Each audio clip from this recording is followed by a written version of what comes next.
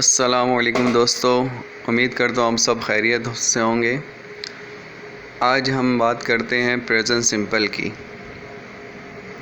We use present simple to talk about repeated action, feeling, imperative, permanent situation and state. कुछ advance point भी इसमें होते हैं: headline, news, running commentary, stories और time table. Present simple हम इस्तेमाल करते हैं वो काम जो बार बार हम करते हैं या अपनी फीलिंग ज़ाहिर करने के लिए। इम्पेरेटिव मतलब ऑर्डर देते हैं हम किसी को या एडवाइस करते हैं। परमानेंट सिचुएशन यानी वो काम जो हमेशा से होता हुआ आ रहा है और अब तक हो रहा है। और स्टेट, तो इसका स्ट्रक्चर है subject plus first form of verb plus object. Negative है do not plus first form of verb plus object. Question है do slash does plus subject plus first form of verb plus object. और इसके helping verb होते हैं do and does. Present simple को अगर हम उर्दू में समझना चाहें तो थोड़ा मुश्किल होता है, लेकिन इसको बेहतर है कि हम इंग्लिश टू इंग्लिश ही समझने की कोशिश करें। हमारी अवलिन कोशिश यही है कि हम इसमें इंग्लिश टू इंग्लिश इसकी डेफिनेशन बताएं, फिर उसके बाद इसको ट्रांसलेट करके आपको समझाएं कि इसका ये मीनिंग है, और फिर हम इसको सिचुएशनल तौर पे समझें कि किस सिचुएशन पे हमने क्या कहना चाह रहे हैं, किसी रिपीटेड एक्शन की बात कर रहे हैं या फीलिंग की एट्सेट्रा। तो उन चीज़ों को हमने प्रेजेंट सिंपल ही में बताना है। अब हम सबसे पहले बात करते हैं रिपीटेड एक्शन की। An action which happens again and again, यानी वो काम जो हम अपनी डेली लाइफ में बार बार करते हैं या हमारी डेली रूटीन होती है, तो उनके लिए हम प्रेजेंट सिंपल इस्तेमाल करते हैं। उसमें ता है आए, ता हूँ आए या वट एवर उर्दू में जो हम इसकी निशानियाँ रखते हैं उसकी ज़रूरत नहीं है। बस आप इतना समझ लें कि वो काम जो हम बार बार करते हैं, यानी हमारी लाइफ के अंदर या किसी की भी लाइफ में वो काम जो बार बार होता है, उसको हम प्रेजेंट सिंपल में इस्तेमाल करते हैं। इसका फार्मूला होता है सबसे पहले सब्जेक्ट, फिर वर्ब, फिर ऑब्जेक्ट। ठीक है, अब एग्जांपल देख लेते हैं। मैं रोज़ाना टीवी देखता हूँ।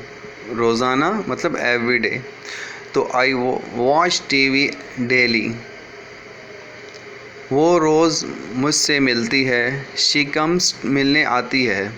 She comes to meet me every day. वो हॉकी खेलती है। She plays hockey.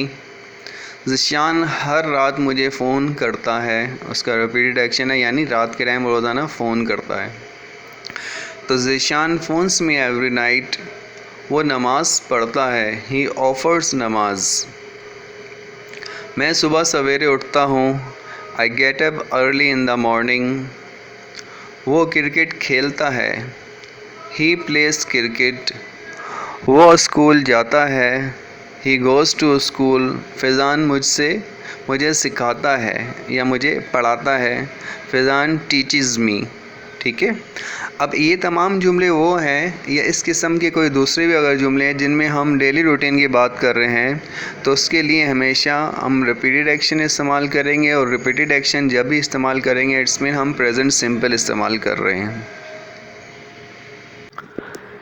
Feelings, emotion, desire, like, dislike, मतलब जब भी हम अपने इमोशन, जज्बे की, ख्वाहिश की बात कर रहे हो या पसंद या नापसंद बताते हैं, तो उसको हम प्रेजेंट सिंपल ही में बताएंगे। ठीक है, जब भी हम अपने इमोशन, डिज़ायर, लाइक, डिसलाइक मतलब पसंद, नापसंद, ख्वाहिश या अपने जज्बे की अगर हम बात करना चाहें, तो उसमें हम प्रेजेंट सिंपल ही इस्तेमाल करते हैं। उसे फूल पसंद है। शी लाइक्स फ्लावर, मतलब फूल क्या उसे पसंद है, तो वो उसका लाइक डिसलाइक हो गया।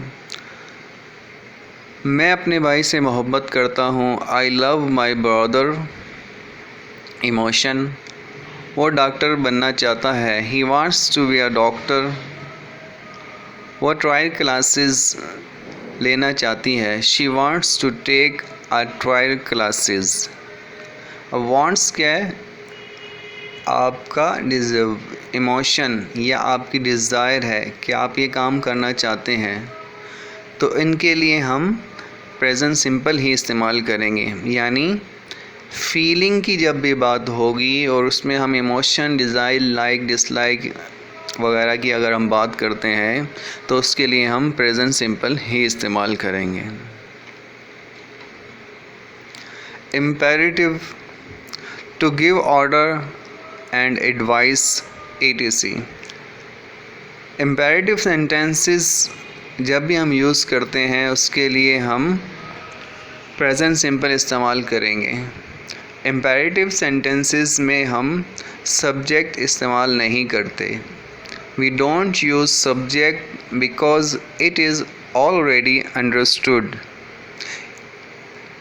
यू जो है हमने इम्पेरेटिव सेंटेंसेस में इस्तेमाल नहीं करना। दरवाज़ा बंद कर दो, शट द डोर। मुझे डिस्टर्ब मत करो, डोंट डिस्टर्ब मी। खड़े हो जाओ, स्टैंड अप। वहाँ मत जाओ, डोंट गो देयर। आस्ता बोलो, स्पीक स्लोली। उसे मत मारो, डोंट बीट हिम। यानी ऐसे सेंटेंस जिसमें हम किसी को ऑर्डर या एडवाइस कर रहे होते हैं तो वहाँ हम सब्जेक्ट इस्तेमाल नहीं करते। तो ये सेंटेंसेस भी सारे हम प्रेजेंट सिंपल में इस्तेमाल करते हैं। परमानेंट सिचुएशन यानी वो काम जो हमेशा से होता है। Universal truth, something which stay for a long, या ऐसा काम जो काफ़ी अरसे से हो रहा हो। मतलब आपको नज़र आ रहा है कि एक स्कूल है वो खुलता है सुबह में और शाम में बंद हो जाता है, तो ठीक है, ये उसका लंबा काम हो गया, यानी काफ़ी अरसे से वो ये काम चल रहा है आपके सामने या हो रहा है। यूनिवर्सल ट्रूथ तो आपको मालूम ही है, जैसे चाँद निकलता है, सूरज निकलता है, ग़ुरूब होता है, पानी मतलब मच्छी जो पानी ही में रहती है। तो ऐसी परमानेंट सिचुएशन कि आप कराची में रहते हैं या दिल्ली में रहते हैं या यूएसए में रहते हैं, तो ये आपकी परमानेंट सिचुएशन होती हैं। जो काम आप मुसलसल कर रहे हैं या कहीं रहते हैं आप, तो उनको भी हम प्रेजेंट सिंपल में बयान करते हैं।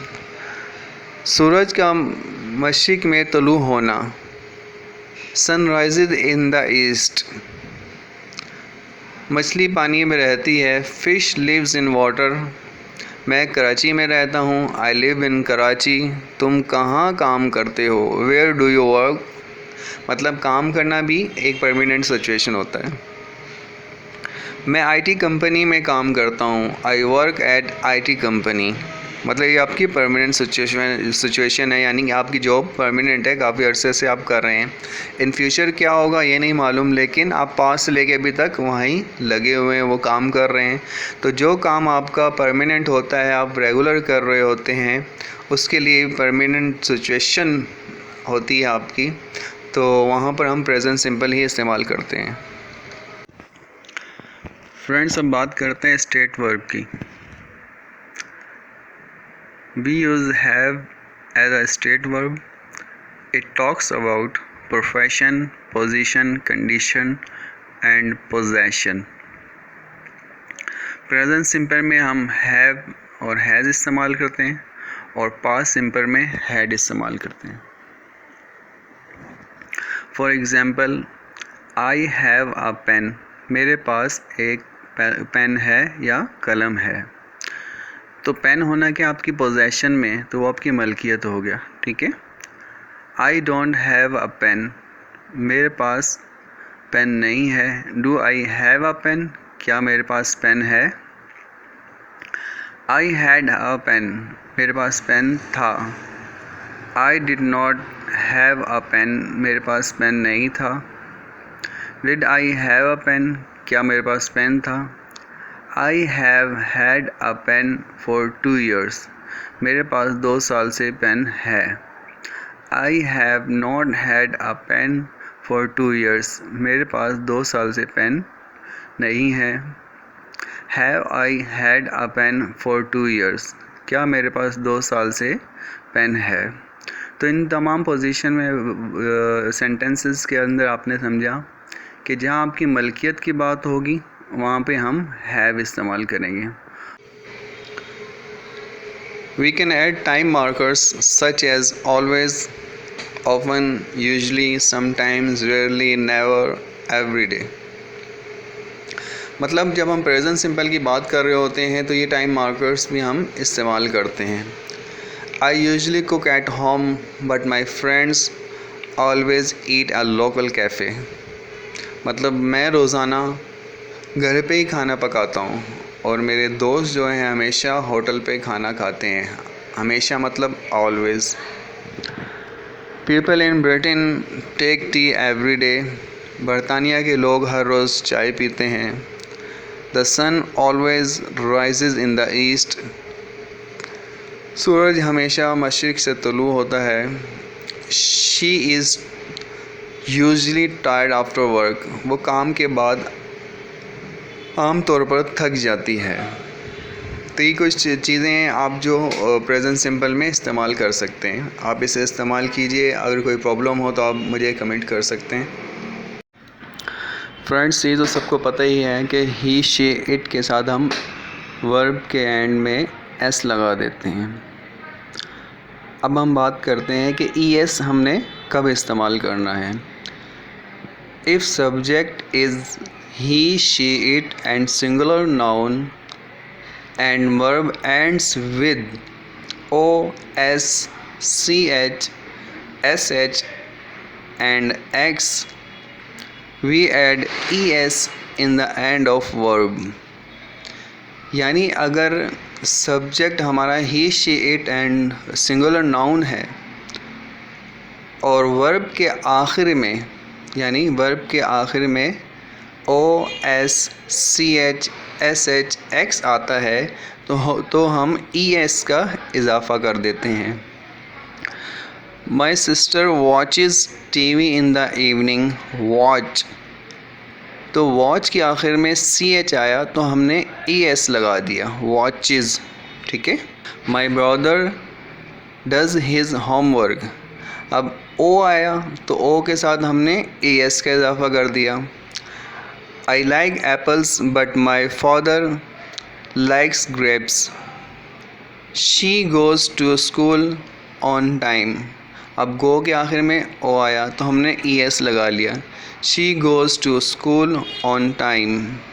इस तरह के जितने भी जुमले होते हैं जिसमें वर्ब के आखिर में ओ, एस, सी, एच, एस, एच, एक्स आएगा तो हम वर्ब के साथ ई एस का इजाफ़ा कर देंगे। Thank you for watching this video. Friends, आपसे गुजारिश है कि आप इस वीडियो को ज़्यादा से ज़्यादा लाइक और शेयर करें और अगर कोई बात समझ ना आई तो मुझे कमेंट करें और अगर स्पेशली कुछ और आप पूछना चाहते हैं जो आपको जनरली समझ नहीं आता प्रेजेंट सिंपल के बारे में तो आप कमेंट्स करें तो वहाँ पे आपको इंशाल्लाह बहुत जल्द इसका रिस्पांस भी मिलेगा। जल्द मिलेंगे इंशाल्लाह अपने नई वीडियो के साथ।